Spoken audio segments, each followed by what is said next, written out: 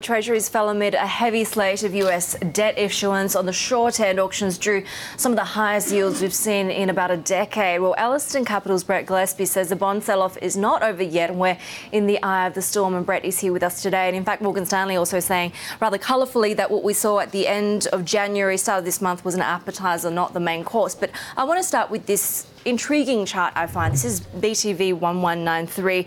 Our last guest, Homan Lee from Lombard ODS, said, look, don't look at whether we go to 3% or 3.5% on the 10-year yield as an absolute. Actually look at inflation-adjusted yields, which have been range-bound for the last 5 years. Looking at this chart, do you expect us to break out of it? Is that really a warning sign? And until we do we have that kind of floor when it comes to equity valuation still intact? I do expect the chart to break. So without the chart breaking, I think equities will be okay. But part of the reason that chart we've seen such a low level, so we got down to 0% on that chart back last year and a couple of times before. That for us was the compression of risk premium from the quantitative easing that was done by the central banks around the world. So we think the quantitative easing or tightening that's now coming is going to see that chart break quite smartly, probably towards 1.5%. Even if it's gradual? Well, in actual fact, we think the Fed's research is somewhat flawed in that regard. So when we ask about quantitative tightening and what it's going to mean, everyone will go to the San Francisco Fed study, which put out a piece that said they thought their QE had suppressed risk premium by about 90 basis points. Now, when they did that, they only looked at their QE. They did not include any of the other central banks' QE, namely Europe and Japan and even the UK and China. And then on top of that, they looked at the size of their balance sheet. Now, we think it's the flow of purchases that really moves this risk premium around.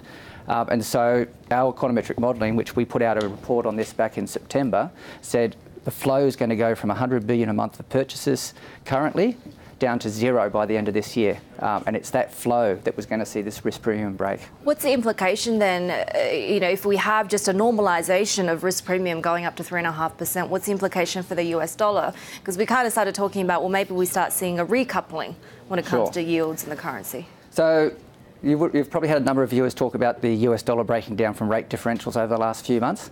And what we saw back in about October is the US dollar started trading as a risk-on currency. So what happens when the whole world becomes synchronised and all the world's doing well, you see a lot of capital leaving the US, particularly when there were such big underweights in Europe and Japan. And so what we've seen on DXY is that's been weakening as money's left the US and gone to those other countries. So yield differentials are more important when the economies are moving in different directions. But as the growth synchronised, it becomes a flow story. Brett, with what happened on the equity markets in the last few weeks, then on top of that, what's been going on in bond markets, inflation expectations, we're just returning to a normal world, aren't we? Why are people getting their knickers in a twist? That's quite right, Rish.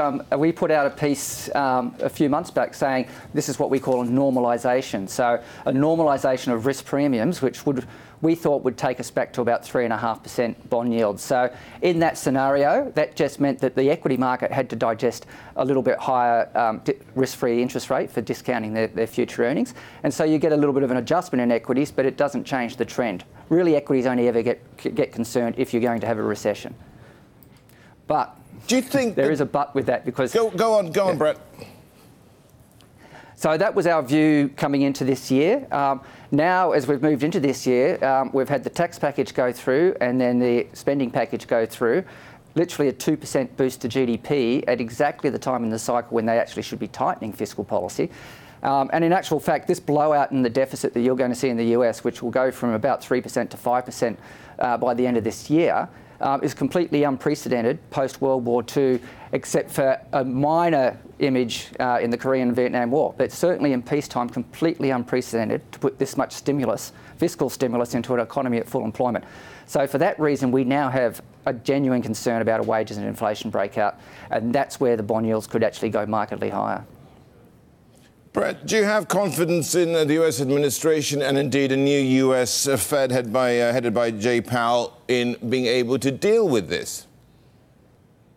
So that's a very interesting question, Rish, because in the past, whenever we've got concerned about inflation or wages moving up too sharply, the Fed's been aggressive. So we look back to Greenspan in 94 or even Greenspan in 99, 2000, when he stepped up to 50-point rate hikes and even 75 in 94 to rein in expectations of an inflation breakout. So what you really need in a situation where wages, if they were to start to rise smartly, you do need an aggressive central bank to gain the confidence of the market about inflation expectations. And Powell, not clear that he's going to have that same confidence. He is not an economist. He's a lawyer, and so he might not step in there with the same confidence. And he may try and pause a little and believe that maybe going a little slower on rate hikes might rein the bonds in. But that would be exactly the wrong policy approach, I think, and that would see the curve steepen. I suppose the latest minutes of the FOMC are not going to reflect anything like that, are they, ultimately? Because that's January.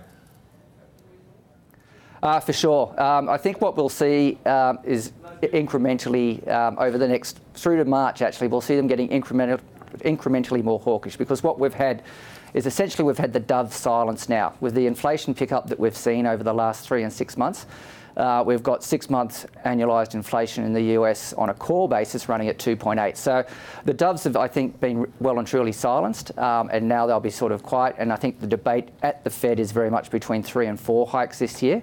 I don't think they'll nudge their forecast to 3 in the March necessarily. But for us, we're forecasting 4 rate hikes from the Fed this year and next year.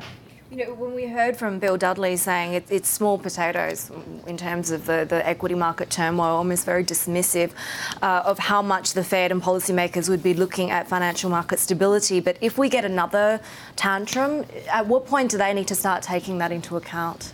I think you're talking about a 20% correction in equities. So for Dudley, he's very much a financial conditions index fan. He actually built the one at Goldman Sachs. We're very big fans of the Financial Conditions Index as well. We've got Tim Toohey from Goldman Sachs who calibrates that for all the economies. So that reversal we saw, we had the easing in financial conditions, so the rally in stocks in January and the fall in the currency for the US dollar had actually added about 0.9% of a growth impulse to the US economy on a 12-month horizon. The reversal we had in February took back half of that. So in that context, it was small potatoes, and you'd really need to see something of the order of 20% to be actually talking about a contraction from the financial conditions framework. Right.